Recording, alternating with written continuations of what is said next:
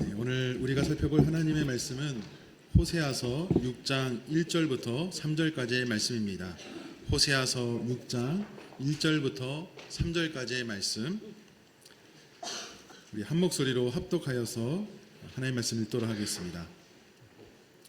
오라, 우리가 여호와께로 돌아가자. 여호와께서 우리를 찢으셨으나 도로 낫게 하실 것이요 우리를 치셨으나 싸매어 주실 것임이라. 여호와께서 이틀 후에 우리를 살리시며 셋째 날에 우리를 일으키시리니 우리가 그의 앞에서 살리라. 그러므로 우리가 여호와를 알자. 힘써 여호와를 알자. 그의 나타내심은 새벽빛같이 어김없나니 비와 같이 땅을 적시는 늦은 비와 같이 우리에게 임하시리라 하니라. 아멘. 네, 우리 담임 목사님께서는 휴가 중이십니다. 그래서 목사님 일정을 위해서 계속 기도해 주시고요. 오늘은 특별히 임재성 원로 목사님 나오셔서 여호와께 돌아가자라는 말씀으로 주님의 말씀을 선포하실 때 큰 은혜 받으시길 바랍니다. 우리 목사님 나오실 때 하나님께도 영광의 박수, 목사님께도 환영의 박수 드리겠습니다. 할렐루야. 여러분 얼굴 보니까 너무 반갑습니다. 우리 권사님들 여전히 그 자리 잘 지키고 계시고 오래오래 지키시기 바랍니다.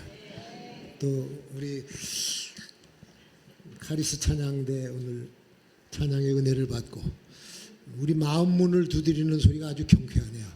목탁 소리가 아니고 마음 문 두드리는 소리. 금년 여름에 무척 더웠는데 다들 건강하시죠?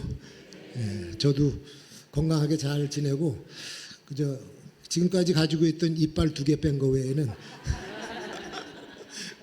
건강하게 잘 지내고 있습니다.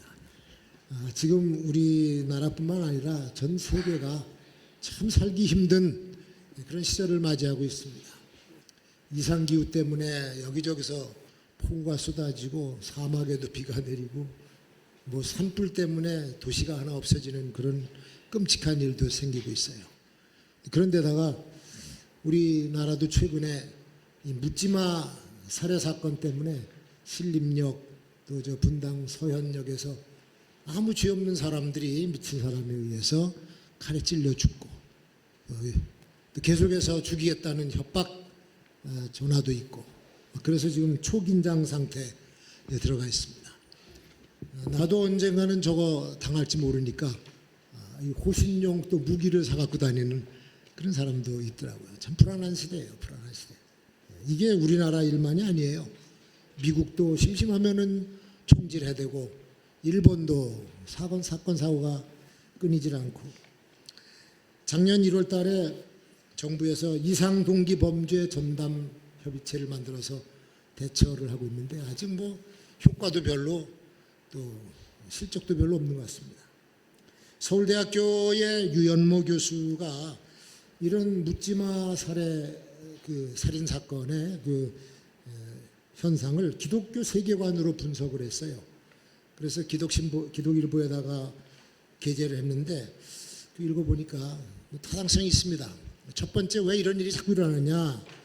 우리가 쓰고 있는 인터넷 또 이런 스마트폰 같은 과학기술 발전이 인간의 소통 단절을 가져왔다. 사람끼리 서로 소통하지 못하게 만들었다는 겁니다. 그리고 두 번째는 양극화 문제예요. 각계에 전부 극단적으로 대립이 돼서 양극화가 되어 있습니다. 빈부도 그렇고 세대 간의 갈등, 뭐 계층 간의 양극화, 그 다음에 이념의 양극화 이런 것들이 나라를 둘러 쪼개 놨습니다. 그리고 거기다가 이 부정부패가 심화가 되니까 나라 안이 지금 부글부글 화가 나 있어요. 사회적 분노라 그러는데 그게 문제가 돼 있다. 그리고 세 번째는 사회 여기저기서 이 분열 조짐이 일어나. 그건 파편화 현상이라고 하는데 자꾸 쪼개져요. 그러니까 이 결집이 되고 응집이 되고 공동체가 되는 게 아니라 이 점점 부서지면서 개인주의적으로 파편화가 돼가고 있어요. 거기다가 그동안 우리가 지켜왔던 전통적인 가치, 윤리 기준이 무너져 버렸어요. 그래서 이게 자기중심적인 판단, 옳고 그름에 대한 판단이 자기중심적이에요. 내가 범죄자면은 범죄자가 마음에 옳고 그름을 기준을 세워버리면 그게 자기 것 되어버리기 때문에 아주 무서운 현상이 일어납니다. 사람을 죽여놓고도 뻔뻔한 거예요. 이 무서운 현상이죠. 이런 것들이 지금 우리 사회를 살기 힘든 사회로, 살벌한 사회로 만들고 있다. 뭐 그렇게 지적을 했더라고요. 이런 비정상적인 거지. 비정상적이고 아주 혼란스러운 그런 기준을 사실 바로 잡아 원래대로 돌려야 되는데 이걸 돌려야 될 사람들도 다 그렇게 되어버렸으니까 돌아가질 않는 거예요. 힘들어하는 겁니다. 고쳐지질 않죠. 지금 우리가 호세아서를 읽었습니다만 이 선지자 호세아가 살고 있던 시대적인 상황이 어떤가? 그러니까 우리가 사는 시대와 별반 다름이 없어요. 비슷합니다. 그래서 역사를 한번 살펴보고 그때는 어떤 시대였는가? 호세아는 북왕국의 왕인 여로보암 2세, 끝물이죠. 이스라엘의 끝부분에 통치했던 여로보암 2세가 다스리던 때에 예언 활동을 하고 있었어요. 그리고 그때 남쪽 유다의 왕이 누구냐? 히스기야 왕이었었습니다. 히스기야 왕이 부임한 지 얼마 안 되는, 등극한 지 얼마 안 되는 그때 예언 활동을 하고 있었는데 그 당시에 강대국이 아수르하고 지금 일어나고 있는 바벨론 이 두 개 거대한 나라들이 서로 패권 경쟁을 하면서 여기저기서 싸우고 있었던 거죠. 상대적으로 군사력이 약하고 힘이 약했던 이스라엘은 안보의 불안을 느껴요. 저놈들이 커져가지고 쳐들어오면 막을 재간이 없으니까 늘 안보의 불안감을 안고 그렇게 살았었습니다. 이 여로보암 2세는 아주 악한 왕이었어요. 악한. 그런데도 그가 통치했던 그 시대는 군사력으로 조금 힘이 있었고 경제적으로도 살만했어요. 부유하게 살고 있었는데 문제는 뭐냐? 영적으로 형편없이 타락해서 우상숭배가 사회에 만연했던 그런 시대였었습니다.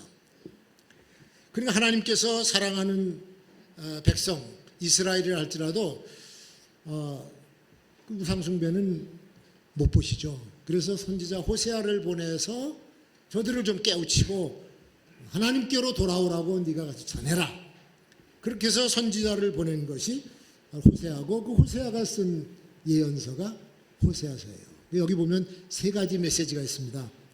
호세아가 이스라엘 백성에게 전한 세 가지 메시지. 첫 번째가 회개, 두 번째가 심판, 세 번째는 구원.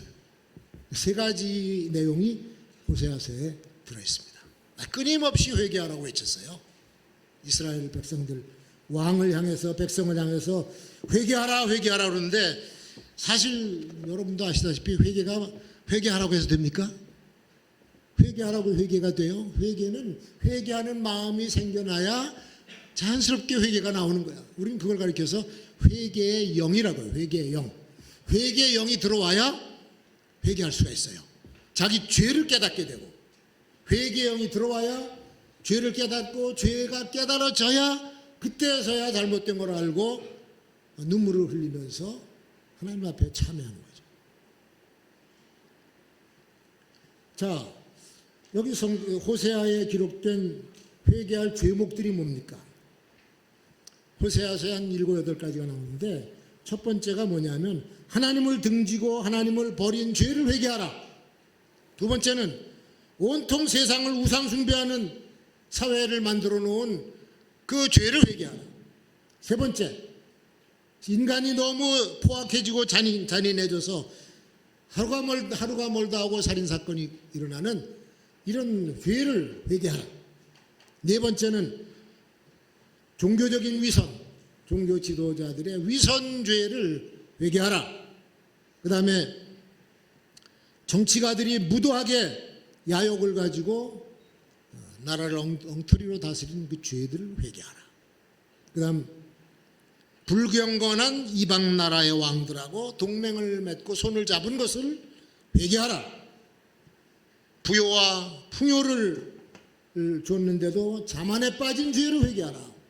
그리고 하나님의 율법을 무시하고 영적으로 방종에 빠져 있는 너희들의 죄를 회개하라. 이게 전부 호세아서에 다 들어가 있어요.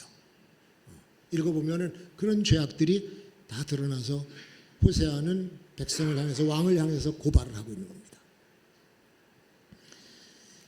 우리나라, 지금 우리가 오늘날 가지고 있는 우상이 뭡니까? 우리도 우상 숭배를 하고 있는데 우리의 우상은 과학기술의 발전 같아요. 우리나라 기술력이 뛰어납니다. 전 세계적으로 원자력 기술도 그렇고 가전제품 만드는 거 보면은 뭐 삼성, LG 제품들이 전 세계를 지금 석권하고 있어요. 아주 우수합니다. 스마트폰 지금 애플까지 따라잡으려고 그러고 있습니다. 근데 이런 것들이 뭐 유튜브라든지 SNS, 노트북에서 팔로워를 많이 가지면 돈도 벌어요. 그러니까 이걸 손에서 놓지를 못해. 이거 가지고 주식 투자도 하고 이거 가지고 뭐 못하는 게 없으니까. 그래서 다 여기 빠져. 하나님을 찾고 하나님을 구해야 하는 대신에 다 스마트폰에 빠져가지고 그죠, 일하면서도 이거 밥 먹으면서도 보고 전철에 가도 다 앉아서 이거 매여 있고 회의하다가도 이거 보고 길 가면서까지 눈을 떼지 못하니까 전봇대도 들이받고 자동차도 들이받아. 이런 것들이 오늘날의 우상의 종류예요. 그리고 인간들이 얼마나 난폭해졌는지 자기가 낳은 새끼까지 죽이고 어린애를 학대하고 동물을 학대하고 그런 현상들이 일어나요. 이제 욕하고 주먹질하고 하는 폭행이 넘어섰습니다. 이제는 여성들 두들겨 패고 겁탈하고 심지어는 죽여버리고 이제는 아예 차별 없이 남녀노소 차별 없이 그냥 아무나 막 죽이는 그런 시대가 됐잖아요. 이게 인성 파괴자들이 계속해서 쏟아져 나오는데 이거 어떻게 될까? 사형제도를 다시 부활시켜야 되나? 아니면 이 정신 나간 사람들 전부 정신병원에다 집어넣고 나오지 못하도록 수용을 해야 되나? 골치가 아픈 겁니다, 지금 이게. 사람들은요, 뇌 구조가 이 폭력적인 것으로 형성이 되어 버리면 안 고쳐져요. 그래서 어렸을 때부터 폭행을 당하고 상처를 입은 사람들이 다 안 고쳐진 겁니다. 나중에 결혼해도 똑같이 다른 사람을 해를 주고 폭행을 하고 대물림을 하는 거예요. 그러니까 형을 받고 감옥에서 나와도 똑같은 범죄를 또 저지르기 때문에 피해자는 계속 생겨나는 거예요. 그런데 이런 오늘날의 우리 미친 사회가 만들어낸 21세기의 괴물들이 바로 이런 겁니다. 그래서 좀비라고 하는 영화도 나와요. 왜 좀비가 사실 있지도 않은 건데 왜 그런 영화를 만들어냅니까? 흉측한 영화. 죽여도 또 살아나서. 요즘에는 무슨 또 국민사형 재판이라고 하는 드라마도 나왔더라고요. 그 외에 사람들 마음의 저변에 법과 제도가 해결하지 못하는 흉악범들이 판을 치고 다니는데 이거 이 사람들 먹여 살리거나 살려두지 말고 우리가 심판해서 처형을 하자. 그런 마음이 누구에나 깔려있기 때문에 이런 작품들이 나오는 거죠. 온 세상이 다 아는 흉물스러운 범죄자들이 거리를 마음대로 활보하고 있고 그 범죄자들이 대학에서 가르치고 그 범죄자들이 재판정에 앉아서 남을 판결하고 있고 그 범죄자들이 지금 다 의인 노릇을 하고 있으니까 이런 거짓과 불의를 회개하지 않으면 심판이 임할 것이다. 그런 회개를 외치는 겁니다. 호세아서 4장에 보면은 1절 2절에 이렇게 나와. 이 땅에는 진실도 없고 인애도 없고 하나님을 아는 지식도 없고 오직 저주와 속임과 살인과 도둑질과 간음뿐이요 포악하여 피가 피를 뒤이음이라. 1절 2절에 6절 7절에 내 백성이 지식이 없어 망하는구나. 내가 지식을 버렸은즉 나도 너를 버려 내 제사장이 되지 못하게 할 것이요 내가 내 하나님의 율법을 잊었으니 나도 내 자녀들을 잊어버려. 그들이 번성할수록 내게 범죄하니 잘 살게 해줄수록 범죄를 해. 내가 그들의 영화를 변하여 욕이 되게 하리라. 하나님의 경고의 말씀입니다. 시대가 그렇게 되어버렸어요. 기본적인 윤리의식, 기본적인 도덕 기준을 잃어버린 세상에서 악한 사람들이 판을 치고 있는 겁니다. 이런 세상이 된 것에 대해서 하나님은 아주 분노하고 계시는 것. 저기 지식이 없다라고 하는 것은 하나님을 아는 지식이 없다는 거예요. 하나님을 아는. 하나님께 대한 지식이 없으니까 그 다음엔 우리 세계가 어떻게 창조되었는지 창조의식도 없어버렸어요. 우리 사는 세상이 하나님의 창조 질서에 의해서 세워졌고 그 질서를 따라서 진행이 되고 있습니다. 이거를 따라야 행복한 거예요. 이 질서를 거꾸로 만들어버리면 비극이 생겨납니다. 그래서 하나님의 질서를 존중하면서 살아야만 복이 있는데 지금 인간들이 하나님 창조 질서를 전부 망가뜨려 버렸어요. 자기 멋대로 세상을 만들어 버렸습니다. 그러니까 순리대로 쓸 것을 영리로 쓰는 해괴한 일들, 옳고 그름이 뒤바뀌어 버린 그런 시대를 만들어 버린 거죠. 말로 표현하기도 수치스러운 일들, 정말 요즘 시대 많은 사람들에 의해서 벌어지고 있습니다. 이 창조 질서를 깨트린 인간에 대해서 하나님께서는 인간 만드신 것을 한탄하셨다. 창세기 6장 6절에 그렇게 말씀합니다. 인간이 하나님의 질서를 깨면은 인간 지은 것을 한탄하신대. 창세기 6장 5절 여호와께서 사람의 죄악이 세상에 가득함과 그의 마음으로 생각하는 모든 계획이 항상 악할 뿐임을 보시고 땅 위에 사람 지으심을 한탄하사 마음에 근심하시고 이르시되 내가 창조한 사람을 내가 지면에서 쓸어버리되 사람으로부터 가축과 기는 것과 공중의 새까지 그리하리니 이는 내가 그것들을 지었음을 한탄함이니라 하셨더라. 하나님이 지으신 세상을 탄식을 하시면서 보시는 거예요. 호세아는 이렇게 형편없이 망가진 세상, 그 세상을 만든 인간들에게 회개하라고 외치고 있는데 저는 그렇게 반문하고 싶어요. 호세아가 그 백성들에게 회개의 메시지를 외치면서 회개하고 돌아올 것을 기대하고 외쳤을까? 회개하고 그 사람들이 돌아올 것을 기대하고서 외쳤을까? 아니라고 봅니다. 이미 하나님께서는 이 백성을 심판하시기로 마음에 결심을 하셨어요. 근데 왜 그렇게 소리를 지르고 외쳐?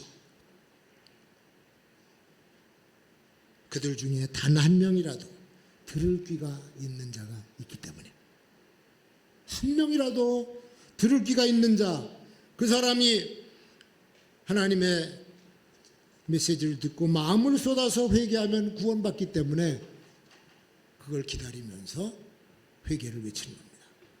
마찬가지 오늘날도 회개할 사람이 없는 것처럼 보이는데 그래도 우리 교회는 세상을 향해서 회개하라고 외쳐야 됩니다. 그래야 저들이 살아요. 심판을 면해요. 회개가 외쳐져야 그 다음에 심판이 오게 되어 있습니다. 그래서 이 호세아는 하나님의 심판을 아주 확실히 전해요. 확실히. 사람이 회개하는 것은 하나님께서 회개하라고 말씀하시고 그 자리에 당분간 서 계셔. 기다리는 거야. 누가 회개하는지 기다려요. 그걸 끝까지 성경에서 오래 참고 기다린다 그랬어요. 한 사람이라도 잃어버리지 않으려고 기다리시는데 그 기다리다가 회개할 가망성이 없는 걸 보시면 그때 그 자리를 떠나십니다. 그럼 회개할 기회가 없어요. 회개할 기회를 주시고 떠나시면 그 다음에 내리는 것은 심판과 재앙이 오게 되죠. 매사에 때가 있는 겁니다.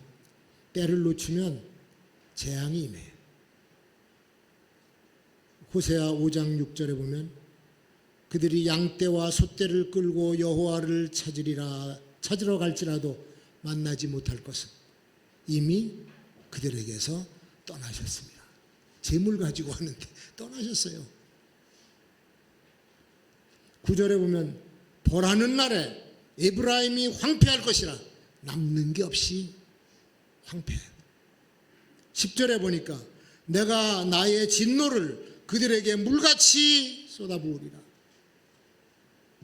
15절에 에브라임이 자기의 병을 깨달으며 유다가 자기의 상처를 깨닫고 에브라임은 아수르에 가서 야벨 왕에게 사람을 보내었으나 그가 능히 너희를 고치지 못하겠고 너의 상처를 낫게 하지 못하리라. 뒤늦게 깨달아요. 내가 뭐가 잘못됐구나. 나 병들어 이제 죽네. 이렇게 살다간 망하지. 깨닫고 그때 가서 도움을 구하러 여기저기 가는데 도와줄 사람이 없어요. 이미 기회가 떠나간 거예요. 잘못은 저들이 해놓고 강대국 지도자들을 찾아가서 우리나라 문제 해결해 달라고 해도 소용이 없다 그런 얘기입니다. 여로보암 2세는 전쟁에 나가서 한 번 이겼어요. 그리고는 기고만장하더니 돌아와서 백성들을 다스리는데 아주 악하게 다스립니다. 세금을 마구 걷어들이고 그리고 눌러대니까 이 학정에 시달린 국민들이 원성이 높아졌어요. 그럼 또 왕은 이만하면 잘 살지 않느냐, 잘 살게 해주는데 무슨 딴소리냐라고 얘기하는데 백성과 왕이 호세아가 전해주는 메시지를 안 들었어. 그러다가 기회를 놓친 거죠. 기회를 놓치고 나니까 비극이 찾아옵니다. 아수르 제국이 힘을 얻었으니까 커져가지고 살만 에셀이라고 하는 왕이 대군을 이끌고 이스라엘을 쳐들어옵니다. 그러니까 그때 그 왕이 싸울 힘이 없으니까 지가 먼저 꼬리를 내리고 나가서 땅에 엎드려 절하면서 신하로 우리가 당신의 신하가 될 테니까 나라를 망하게 하지 마시오. 그리고 조공바치기로 약속을 해요. 그러니까 그 아수르 제국의 왕도 싸울 필요가 없네 뭐 이러고 이제 지가 신하가 되겠다니까 약속을 믿고서는 공격을 안 했는데 이 왕이 말이죠. 이스라엘 왕이 남쪽으로 내려가. 남쪽에 큰 나라가 애굽 아닙니까? 애굽 왕 소라고 하는 왕에게 가서 이제 사신을 보내는 거예요. 그냥 보낸 게 아니라 아주 최상급 감남류를 아주 많이 보내면서 우리가 지금 아수르한테 이런 수모를 받고 있으니 우리 좀 도와주시오 라고 그쪽에 갔다가 도움을 청하고는 아수르 왕에게 조공을 딱 끊어버렸어요. 그러니까 아수르 왕이 불이 나가지고 이놈 새끼가 말이야 내가 도와줬더니 나를 배신해? 그러고 나서 그 왕을 호세아, 그때는 호세아 왕인데 호세아가 둘이야. 호세아 선지자가 있고 이 마지막 왕이 호세아예요. 이 왕을 잡아서 감옥에다가 가둬놓고 그 다음엔 그 성을 사마리아 성을 포위해서 3년 동안을 포위해서 굶겨 죽이죠. 그리고는 함락을 시켜버려요. 그게 호세아가 왕이 된 지 9년째. 기원전 722년에 이스라엘이라고 하는 나라는 역사 속에서 없어진 거예요. 완전히 망했습니다. 그리고 아수르를 대적하던 모든 그 사람들을 전부 잡아다가 처형을 시키는데 워낙 잔인한 놈들이라서 사람을 기둥에다 묶어놓고 껍질을 벗겨서 다 죽였습니다. 경고를 듣지 않고 회개하지 않은 백성들에게 이런 끔찍한 참사가 벌어진 거예요. 여러분, 우리나라 지금 현실 한번 보십시오. 부정과 불의가 판을 치면서 진실과 정의를 무시하는 이 비상식적인 그런 모습을 보이고 있는 것이 좀 우리나라의 현실 아닙니까? 백성을 위한다고 하는 정치인들이 이 어려움을 고쳐낼 수가 있어요? 아니 판단력이 있고 분별력이 뛰어나다고 하는 지식인들이 고쳐냅니까? 도덕적으로 산다고 하는 뛰어나다고 하는 종교 지도자들도 바꾸질 못해요. 왜? 하나님의 뜻을 제대로 깨닫질 못하기 때문에 안 되는 겁니다. 그래서 병든 나라, 병든 사회가 고쳐지지 않고 있는 겁니다. 호세아 왕, 크나큰 실책이 뭡니까? 하나님을 외면하고 등졌다는 거예요. 이건 하나님께서 참지 못하는 죄예요. 하나님을 등지고 엉뚱한 데로 가버려요. 그래서 아수르에게 패망하고 만 거죠. 나라가 망하는 징조는요, 보통 사람들도 알아요. 망할 때쯤 되면은 일반 서민들도 압니다. 그리고 말이 자꾸 돌아요. 이러다 우리 망한다. 말이 돌아. 서로 공감을 해요. 그리고는 결국 그날이 와요. 늦었지. 그 전에 심판을 예고해 주는데 깨닫지를 못하는 거예요. 몸에 중병이 들었는데도 감각이 없는 사람은 결국은 죽을 수밖에 없어. 지가 잘못해서 매를 맞으면서도 정신 차리지 못하는 사람은 가망이 없습니다. 하나님의 무서운 심판과 하나님의 징계는 경고를 듣고도 고치지 못하는 아주 고집스러운 악인들에게 임한다고 하는 사실을 믿으시기 바랍니다. 호세아 선지자는 그렇게 전해놓고, 심판을 전해놓고 살 수 있는 길을 하나 가르쳐줘. 살 수 있는 길. 너희들이 유일하게 살 수 있는 길이 있다. 그게 오늘 우리가 봉독한 6장 1절에 오라 우리가 여호와께로 돌아가자. 하나님께로 돌아오면 산다 그러니 하나님께로. 여호와께서 우리를 찢으셨으나 도로 낫게 하실 것이라. 우리를 치셨으나 싸매어 주실 것입니다. 하나님의 사랑을, 진노 중에도 백성을 사랑하시는 하나님의 사랑을 여기서 보게 됩니다. 자식이 잘못하면 눈물을 흘리면서 피가 나게 종아리를 쳐. 그리고 가슴이 미어지는 아버지의 모습이에요. 그게 하나님의 심정이에요. 하나님의 징계, 하나님의 심판을 내리면 견디기 힘들 정도로 고통스럽습니다. 이건 우리 역사 속에서 우리가 몇 차례 경험을 이미 했어요. 서로 갈등하고 대립하고 싸우면서 조정의 의견이 하나가 안 되니까 왜군이 쳐들어옵니다. 1592년에 임진왜란이 터지면서 6년 동안 나라를 아주 유린하고 전국을 피바다로 만들어버렸죠. 조선이라고 하는 나라는 일어설 수도 없는 힘이 다 잃어버렸어요.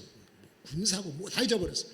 근데 한 세대가 지나가잖아. 29년 지난 후에 북쪽에서 오랑캐들이 힘을 얻어가지고 또 쳐들어오는 거예요. 그게 정묘호란입니다. 북쪽에 오랑캐들이 쳐들어. 그러고 보니까 힘이 없으니까 그때 쳐들어온 사람들은 그래도 조금 도와줬어요. 너희는 동생이 되고 우리는 형으로 그렇게 모셔라. 그래서 둘이 형 동생 하게 됐네. 그렇게 지냈는데 나중에 그 오랑캐 두목인 홍타이지가 청나라의 표정이 돼. 대군을 이끌고 다시 쳐들어와요. 9년 만인가 다시 쳐들어와요. 1637년, 36년 다시 쳐들어왔어요. 강화도로 피난을 가는데 인조가 그때 왕이 인조 강화도로 피난하다 안 돼가지고 어디로 들어가냐? 남한산성으로 올라가서 거기서 한 달 반을 버티는데 버틸 수가 있나요? 뭐 군사가 있어 뭐가 있어? 그러니까 결국은 청태종이 명한 대로 성에서 나와가지고 오늘날의 삼돈 그러니까 오늘날의 송파 거기서 청태종 앞에 땅바닥에 머리를 대고 3번씩이나 세 번 309고두라고 그렇게 하면서 당신이 신하가 되겠다고 아주 비참하고 치욕적인 조약을 맺죠. 그러고는 소현세자는 청나라의 인질로 잡혀가고 막대한 조공을 바치고 나중에는 조선의 그 젊은 여성들은 전부 다 공출해요. 그래서 우리나라 여자들이 다 청나라 끌려가서 거기 가서 아주 비참한 대우를 받습니다. 견디다 못해 도망쳐 나온 여자들이 서울 한양으로 들어오는데 받아주질 않아요. 청나라에서 고향으로 돌아온 여인들 환향녀 고향으로 다 버린 여자를 안 받아줘. 나가서도 수모를 당하고 들어와서도 인정을 못 받는 그래서 요즘에 환양년이라고 하는 것이 나온 거, 그 말이 나온 거예요. 진짜 이거는 이 청나라에게 당한 수모나 비극은요, 임진왜란 말 그거보다 훨씬 더 비참한 그런 대우예요. 이게 그 당시에 정치하는 지도자들이 나라를 제대로 세우지 못하고 강하게 만들지 못했기 때문에 애매한 백성들이 피를 흘리고 그런 수모를 겪었습니다. 지금 우리는 이 역사적인 교훈을 깊이 새겨야 됩니다. 우리 편이 아니라고 다 잘못돼 서사건건 반대하고 서로 대립하고 허구한 날 싸움만 하고 있다면 우리 미래에 무슨 희망이 있어요?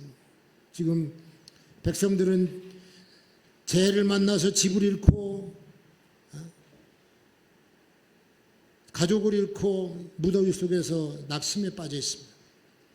교사들은 애들 가르치는 게 힘들다고 뜨거운 데 나와가지고 길거리에서 부르짖고 있습니다. 어시장에서는 상인들이 장사 안 된다고 울상에도 백성들이 살기 힘들다고 아우성을 치는데 이 여의도 사람들은 매일 싸워 매일 그들만의 투쟁을 하고 있어요. 그걸 왜 우리가 저걸 봐야 되나? 싸우려면 저 무인도에 가서 저들끼리 치고받고 머리가 깨지든 터지든 싸우고 그래야지. 뭐 탤런트도 아니고 배우도 아닌데 왜 TV에 매일 나와가지고 그 싸움을 하는지 모르겠어. 그런 사람들을 국민이 낸 세금으로 비싼 세비 주고 온갖 특권을 다 누리게 해주면서 대우를 하는데 아무런 쓸만한 결과도 내오지 못하고 세월만 보내고 있습니다. 그 왜 저 사람들을 먹여 살려야 되는지 이유를 모르겠습니다. 우리나라 정치인들은 과연 나라를 바로 세우는 사람들인가? 백성이 안심하고 살기 좋은 사회를 만들어주는 사람들인가? 정말 모르겠습니다. 근데도 우리 국민들은 아직도 미련을 버리지 않고 정치가 뭘 해주겠지. 그리고 저쪽 땅에다가 걸고 이쪽 땅에다 기대를 걸고 있습니다. 바른 지도자가 제대로 다스리면은 문제가 풀리겠지. 이걸 우리는 막연한 기대라 그래요. 막연한 기대. 근데 나는 하나도 안 믿습니다. 여가 바뀌어. 야가 돼도 야가 바뀌어. 여가 돼도 안 믿습니다. 왜? 그렇게 돼 있어요. 구조가. 인간이 품고 있는 마음과 그들이 품고 있는 생각이 자기 중심적으로 고정이 되어 있으면 이 세상은 하나도 안 변합니다. 하나도 안 변해요. 그들만의 정치 이념이 있고 그들만의 정치 철학이 있고 안 바뀝니다. 그래서 여는 야를 인정하지 않고 야는 여를 인정하지 않은 서로가 상대가 틀렸다고 하는 거예요. 임진왜란으로 망했던 그 시대, 정묘 병자호란으로 유린당했던 그 시대, 정치 모양과 사회 구도가 똑같습니다. 6.25가 터져서 우리나라 동족 상잔이 일어났던 그 시대 바로 직전의 모습과 지금 뭐가 달라요? 뭐가 달라요? 사회적인 불의, 거짓, 부정부패, 하나님을 무시한 영적인 혼란상, 이것이 북왕국 이스라엘이 패망 직전에 가지고 있었던 사회의 구도입니다. 호세아가 했듯이 오늘의 선지자는 사람들에게 회개하라고 외쳐야 되고 한국교회는 그들을 위해서 회개의 영이 들어가도록 울부짖으면서 기도할 때가 바로 오늘이라고 생각을 합니다. 오늘 본문에서 권면하듯이 이제는 이 민족이 여호와께로 돌아와야 사는 길이 열리는 줄로 믿습니다. 여호와께 돌아와서 힘써 그를 알아야 돼요. 지금이 바로 그때요. 하나님께 돌아와야 될 때. 그럼 돌아와서 뭘 해야 되냐? 돌아와서 뭘 해야 되냐? 그동안 하나님께 소홀했던 우리의 믿음 다시 한번 재정비해서 나는 하나님만을 섬기겠다고 하는 아주 굳은 결단을 해야 될 줄로 믿습니다. 하나님 앞에 와야 우리가 평강을 얻고 위로를 받고 고침을 받아요. 여호와의 율법을 버리면 하나님께서도 우리의 자녀를 버리시겠다 그랬습니다. 하나님 말씀보다 내 생각이 앞서고 말씀을 거부하면 우리는 비극을 당하게 돼 있어. 그래서 말씀 따라 살아야 되겠다는 다짐을 해야 됩니다. 그리고 우리 모두가 한국교회 모든 성도들, 모든 교회가 하나님의 창조 질서를 바로 세우는 일에 힘을 모아야 돼요. 지금 세상은 저 창조 질서에 어긋나게 살고 있잖아요. 그럼 한국 교회만이라도 바로 서서 그 질서를 세워가야 됩니다. 인간 중심으로 세워진 질서를 하나님 중심으로 바꿔요. 법률도 하나님 말씀에 근거해야 되고, 통치 방식도 하나님의 말씀에 근거해야 되고, 교육의 철학도 하나님 말씀에 근거가 되어야 되고, 경제 원리도 하나님 말씀에 근거해야만 이 민족은 살아날 수가 있고 행복을 얻을 수 있는 줄로 믿습니다. 기도하겠습니다. 그의 나타나심은 새벽빛같이 어김이 없나니 비와 같이 땅을 적시는 늦은 비와 같이 우리에게 임하시리라. 어제나 오늘이나 영원토록 변치 않는 진리의 하나님, 하나님 말씀에서 인간성이 회복되는 줄로 믿습니다. 하나님 말씀에서 사회 질서가 바로 세워지는 줄로 믿습니다. 하나님 말씀에서 우리나라가 견고하게 세워질 줄로 믿습니다. 오 주님, 우리가 여호와께로 돌아와서 여호와를 힘써 알겠습니다. 형편없이 망가지고 병든 이 나라 이 민족이 주님의 완전한 치유를 받게 하옵소서. 우리 주 예수 그리스도의 이름으로 기도하옵나이다. 아멘.